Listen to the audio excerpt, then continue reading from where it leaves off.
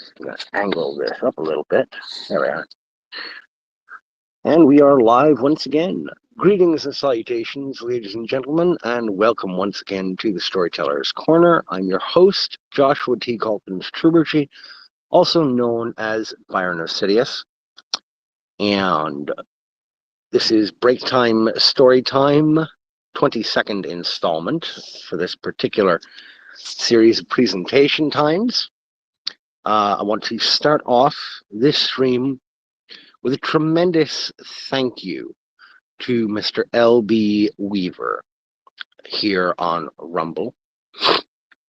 Mr. Weaver and myself began chit-chatting as audience members on the program for Dear Sarge, who is primarily a Rumble and Odyssey streamer. He also does stream on BitChute.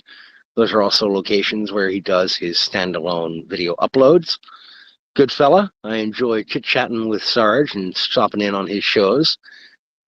And Mr. Weaver is himself also a storyteller. And he took the opportunity to hop on over to Amazon, and he picked up a copy of the Amelia City story novella, Empty Prayer, which he apparently quite enjoyed. I'm glad he did, that he appreciated the unpleasantness of Amelia City. I'd always enjoy returning to that spectral realm, particularly during the Halloween season. And speaking of things less pleasant, you'll notice in the description of this stream tonight a link to Montag Publishing House, their Substack. Last week, Montag began the serialized presentation of a short story that I submitted for the Spirit of 76 Liberty Magazine program. And since Montag is owned and operated by one of the primary owners and operators of Liberty Magazine, Mr. Samara, he decided to go ahead and cross-post and cross-publish there.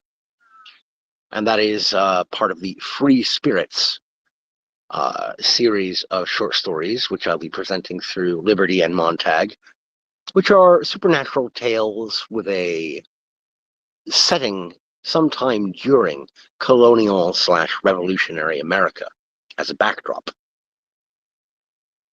Starting this Saturday, Montag Publishing will be hosting, or will become the primary location, the initial location, for the serialized publication of Five and Dime, a dark fantasy horror tale written by yours truly. I first wrote this novel, about 8 or 9 years ago. It was initially going to be a collaborative project with a fellow YouTuber by the name of Eden's Cancer. He was an independent animator. We had been friends for a while, hung in a lot of the same circles of artistically minded folks, and he approached me at one point wanting to do a collaboration. I thought, great, but I'm not much of a script writer or a screenwriter. And he said, don't worry about it. What you can do is just write some short stories or chapters for a greater overall narrative. I'll translate them into a screenplay or adapt them and then animate them for a limited, short series, for a limited series. Well, great. And I started working on that story. And unfortunately, some health issues came up in Eden's life, and we lost contact for a while. And when we did get back in touch finally, the project just kind of never got back up off the ground. And I stopped hearing from him about half a year after that. He became rather sporadic, and we just lost touch. But when I was cleaning my wife's and my initial apartment, back when we first bought the house, I came across a couple of notebooks with the sketching, outlining of that story, and then I found the thumb drive that I had saved the manuscript to. And over the course of the last couple of years, I've been slowly but surely redrafting, tightening, and editing and redrafting that tale. And it is finally ready for presentation. That publication will begin in serialized format at Montag Publishing on Substack. The link, once again, is below. So, enough of that patter and pablum. Let us now proceed with the presentation of this chapter of A Midwestern Yankee in King Ovin's Court.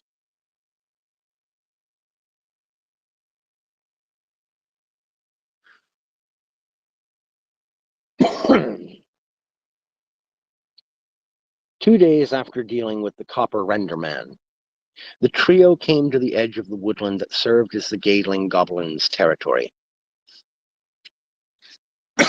Sorry.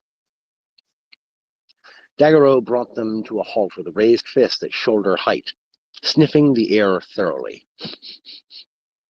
There has been terrible fire and earth magic here. Some wind, too. We may find Renderman corpses, or perhaps some other specters. Leave them be. The Baron and Kathy nodded. This day, the Baron had donned a much more formal dinner jacket, opting for once to wear a proper white shirt and full-length trousers as well. His wooden sandals and snake cane remained. In the band of his top hat, he now had a pair of Joker playing cards tucked. Daguerreau led the group through the first trees, still sniffing, tie-downs on his blades slipping free. Kathy kept her right thumb near the clasp button on her axe holster, while the Baron conjured bands of green and black energy coiling around his arms. Something rustled the bushes ahead along their path. As discussed the day before, they all three jumped off of the path, taking cover behind various trees. Kathy leaned her head out and saw a fox dart across the path, just another woodland traveler. They all came back together and pressed onward. At the first junction of paths, Daguerreau pointed at the ground. Scuff and scorch marks. There was a battle here, he said, sniffing. Goblin, orcs, and a lone troll, likely Farouk. The three carefully examined the area, combing through the shrubbery around them. Dimanche turned up a dented helmet caked with blood, perfectly sized for a goblin. Daguerreau found what he thought must be a burned-up rucksack. Kathy discovered a boot, with a severed foot still cooked inside. She retched off to one side of the pathway junction, holding it out away from her.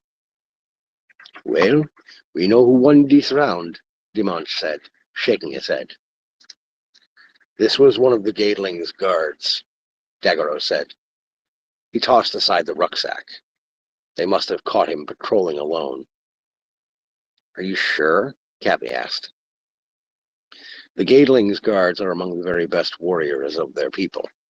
Two could have felled at least one orc from the attacking group, but they aren't in evidence at all. In instances like this, orcs don't gather their dead. The group took the left fork in the path, walking deeper into the woodland. 10 minutes later, they came upon another battleground, but here there lay an orc. A small boulder lay atop the green-fleshed brute, crushing him from the stomach on down. Roots had wrapped up over his wrists and throat, pinning him to the ground. Kathy cringed at the smell coming off of the body, the sight of black flies swarming around the dead man's face. There is much blood here, Daguerreau said, pointing out splash streaks and splatter around the little clearing. The Gaedling fought them here. I can smell it. Look around. See if you can find him. Panic had crept slightly into the Canaanite's voice, a quality that set Kathy's nerves on edge. If he was nervous, then she should be too, for things were truly bad. The three of them cast about the area until Kathy saw something she thought might be a positive sign. "Daggero, Baron, over here," she called. She'd found several handprints in the soil and saw what looked like drag marks heading off through thick underbrush to the north. There were bloody handprints on several trees leading that way, and a few feet from her, a slender scimitar that looked exotic by comparison to the weapons the orc had dropped when he was killed.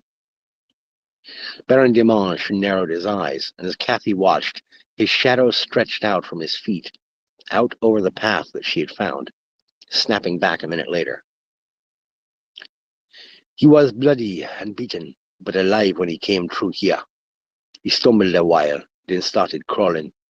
He can't be far to his home." Daggero sniffed the scimitar and lunged ahead, followed by Kathy, then the Baron bringing up the rear. 7 minutes later, they came upon another clearing, this one carved out by the owner and architect of the cottage, sitting in the middle of a fenced-in area. The front gate of the fence was latched shut. Stone slabs formed a walkway up to the front door, 3 mounds of freshly turned earth flanking each side of the front walk. Daggero sucked in a harsh breath between his teeth. "He buried them," he said. "Who buried who?" Kathy asked quietly. "His guards," Daggero said. "All 6, each with a grave where they served. He honors them." Baron Dimanche took his top hat off, held it over his heart for a moment with a solemn look downward, and then donned it once again. "Come along. We should talk to him." Daggero led the way to the door, knocking just once before it creaked open. Before them stood the Gaedling goblin, short, thicker than most goblins, and with bruises and scars on his face, neck, the side of his head, his hands, and his chest, visible in his unbuttoned brown tunic shirt. The healing potion had closed his lethal wounds, but his body would still need time to naturally recover. "Ah, Sir Daggero, welcome," said the Gaedling goblin, sketching a half-bow to the Kenin. "You and your guests may enter." He stepped back, waving them in. Daggero got 2 steps past the doorway when a little bulldog streaked up and began jumping at him, panting and goggling and yipping. Kathy let out an excited, girlish yip, kneeling down and petting the dog as it shoved against her for attention. "Oh, who's the sweetest little thing, huh?" she said, baby-talking the dog. "Who's this, huh? You is, she continued, scratching behind the dog's ears. Baron Dimanche leaned over to Daggero with a grin. "She ever talk to you like that?" "Quiet you," Daggero grumbled. He reached back and shut the door behind him, then let the Gaedling guide him to one of the 3 chairs in the den. Kathy contented herself on the floor, the dog now laid out and panting happily in her lap. Daggero, Dimanche, and the Gaedling all sat down, angled to each other for conversation, as the goblin had aimed for when arranging the furniture. "I take it you were coming for the great door fragment that His Majesty the King had entrusted to me," the Gaedling began. He got up, went into the kitchen, and came back with 4 dark brown bottles, handing one to each guest, keeping one for himself. "Careful, human," he said to Kathy. "Awakened or not, Graf is strong and will pummel you the moment you try to drink it too fast." "Thanks for the heads up," she said, popping the top. She took a swig of the apple beer, grimaced, and set the bottle down just within arm's reach. "The fragment was indeed why we came. However, I presume Farouk the Vindicator and his henchmen found it after your battle with them." "That they did, aye," said the Gaedling. His voice and manner reminded Kathy a little bit of pirate captains in modern cartoons. "'Tweren't but the work of a minute, that battle, but by then the troll and his crew had already been hammered by my men. He came upon me with only 2 orcs left as help, and I squashed one of them flat, yar bugger I did." Did they have a towman with them? Daggero asked. No, I'd have sensed one of those miles and miles off. Any rule, where Rufus there saved my life. I was sorely injured, managed to pass out in my own doorway. The little booger dragged me to my bedroom, knew which potion was for healing, poured it in my mouth, or at least he got me started. I'd be right as rain if Tebul had survived. He was a fair hand with rough doctrine. So they took it, Daggero said. He sipped his graff. Damnation. Did you wish to send word to the king of anything else that has transpired of late? No, that about covers it, said the Gaedling. Though you may want to let him know that Horik have thrown in with the Shade Luga. They're a nasty bunch, that clan. Quite militant and dangerously clever. I couldn't get them under control. You already know about the Spectres acting up, them render men. Aye, we do. Your home sits close to a crossing, Dimanche observed. The Spirit and Eta planes are very close here. He finished his graff and set the bottle aside. If you wish it, I can conjure some air spirits to stand in as guards until some new men can be chosen for you. That's a kindly offer, the Gaedling said, raising his bottle. I thank ye for it, and I do accept. Dimanche nodded and headed outside, chanting under his breath before he even got there. The Gaedling leaned towards the Kenyan knight. He's an odd one, isn't he?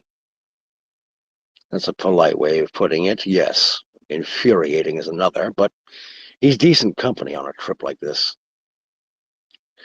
So, do we have to march all the way back to Celia now?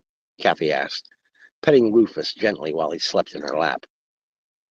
I'm afraid we do, Daggero said with a sigh. Ah, nay, scubbit, said the Gaedling quickly, rising and fetching himself another graff. You'll stay here the night. Then I can send you on with a ritual I know. It'll take you right to the city gates. Really? That'd be pretty great, Kathy exclaimed. Rufus, wakened by her volume, got up and padded over in front of the cooking pit, settling back down. Sorry, she whispered at the dog. No offense, Dag, but I'd love to sleep under a roof again. Those tents aren't doing it for me, no matter how much I harden the tops and soften the bottoms. What's all this, then? The Gaedling asked, one bushy eyebrow raised. Miss Kathy's awakened gift uses focus magic, Honorable Gaedling, Daggero said. Do you remember Kimba Ford? Oh, aye, I remember him, the Gaedling goblin said. You were quite gifted with making armor suits come alive on their own and dance little jigs. That and shaping them miniature figures for battle mapping. Kathy is a wielder of the same power, Daggero said. Though I must confess, I have not yet asked for any clear demonstration of this power. Kathy, be there some way to show us what you can do? Oh, yeah, that's pretty easy, in fact, she said. She set about pulling the small figurines from her bag. She also pulled out a plastic block that Selena Barnick had given her to practice crafting form with. She sat in the center of the den, giving limited life and function to the figurines, watching with amusement as the skeletal warrior did battle with the red dragon, throwing small pieces of the dog's kibble as rocks at the beast. Kathy dismissed this animation of the figurines with a concentrated effort, gasping for breath. She then held out the plastic block, moving her hand over it once, then closing her eyes. In her mind, she envisioned the block taking the form of a long key, one with a fleur-de-lis-shaped head. When she opened her eyes, she held the key from her mental image out to the Gaedling goblin. He whistled appreciatively. I also made it so that if it drops, it returns to normal, she said. The Gaedling took the key gingerly from her, turning it this way and that. He gave her an inquiring look, to which she simply nodded. He dropped it, and as soon as it struck the floor, it made a sound and returned to its block shape. That's very handy, that, the goblin remarked. Impressive, Miss Kathy, Daggero added. I recommend, Honorable Gatling, that you give me leave to restock some of your firewood. It will give me something to do to offer you thanks for your charity. Oh, I would be most helpful that. As for for you, lass, would you help a man out and go a little north of here to my apple orchard? I need just a bushel of them. The basket's over by the door. Of course, she said, heading for the door with Daggero. When they got outside, she saw the Baron speaking in hushed tones with three translucent, cloudy, man-like figures, what she assumed were the air spirits that he had conjured from the spirit realm. She waited with Daggero a minute longer, until Dimanche had sent the spirits floating past them inside. The voodoo spirits smiled broadly at them. How may I be of service to you? He asked with a half-bow. Accompany Kathy north to gather apples for our host. We're staying here the night, then being sent back via a ritual in the morning, Daggero said. Keep her safe, Baron Dimanche. If too much trouble should arise, call for me. They split up then, each to their own task. Nothing ended up harassing Kathy, other than a few bugs and insects, and Daggero thought over their circumstances as he chopped wood. None of them knew of the slaughter being committed in the northernmost reaches of the kingdom. Thus concludes Chapter 11. My apologies, I thought it was Chapter 10 before. Chapter 11 of A Midwestern Yankee in Kingoven's Court.